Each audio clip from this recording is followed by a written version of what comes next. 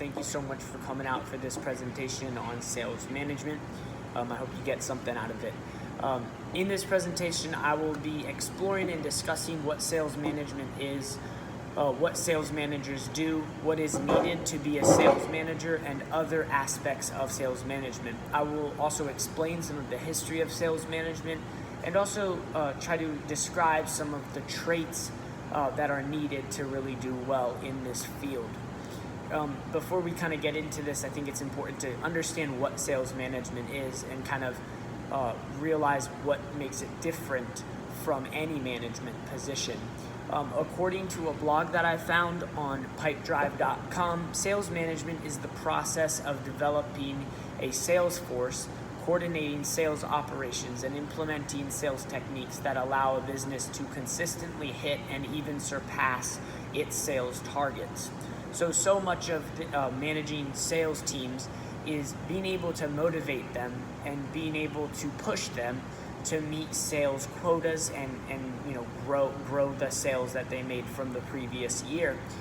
This is a difficult job for sales managers because they don't really have complete control over their workers' hours, the hours that their teams put into the job.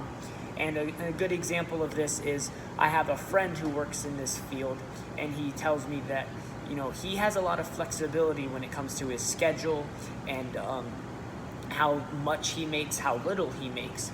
So this is great for members of the sales team, but it's a difficult position for the managers because they are dependent on their workers. So much of sales management is being able to motivate your workers to put in hours, to want to make sales, to want to make that money, because oftentimes sales is based on commission pay and it's not a salaried position. So workers have a lot of flexibility with this.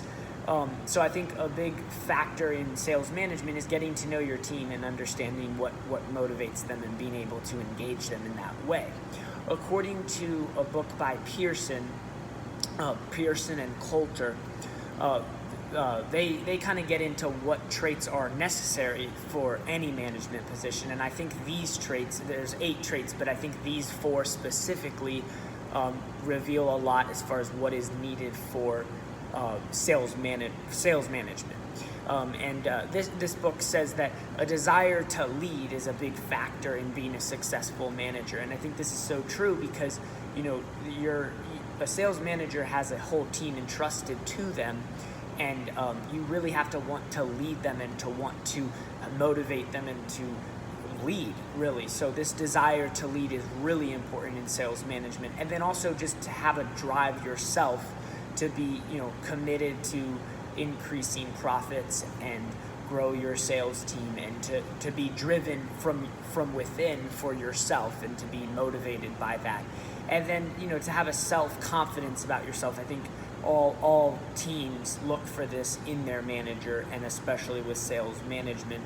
And then finally, to really have job relevant knowledge is important. So you really understand what you're selling in the case of sales management, and you're really able to lead your team in that way and understand the product and to be able to give them advice when they run into slow times or people who don't want to buy their product, to have the answers for them and to be self-confident for selling them. A question that frequently also arises in sales management is where do sales managers come from? And some companies hire within, but there's also kind of a trend right now that says that companies aren't hiring from within and they outsource those sales management positions.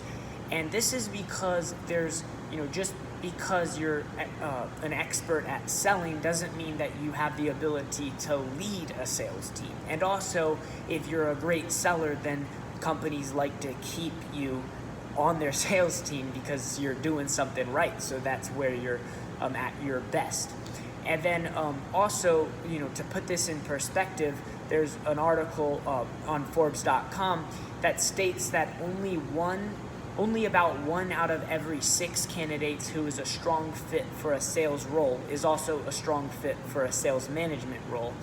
And it also says that perhaps equally surprisingly, as many as 5 out of every 7 candidates who are poor fits for sales are strong fits for sales management roles. So this really shows how different sales management is from actual doing the sales work on the ground, and how important it is to oftentimes outsource those jobs. As far as the salaries of sales managers, a government website, BLS.com, says that the median annual income for sales management was $124,000 in May of 2018, and the median wage is the wage at which half the workers in an occupation earned more than that amount and half earned less. This large gap in sales management salaries is just because sales management covers so many different types of companies. So you kind of see finance sales managers up in the 180s, around their 180,000, but then your lower incomes, like in retail sales, that's lower. That's 90,000, around that. So that's why there's such a gap between sales management and the median income. So that kind of gives you some insight into salaries, and yeah, I hope you enjoyed this presentation. Thank you guys again for coming out. And just to summarize, I would say that sales management, it really is a combination of like investing time and energy as a manager into the people that you manage. And I think this kind of makes it unique and makes it somewhat different from any management position because of that commission salary and the need to really take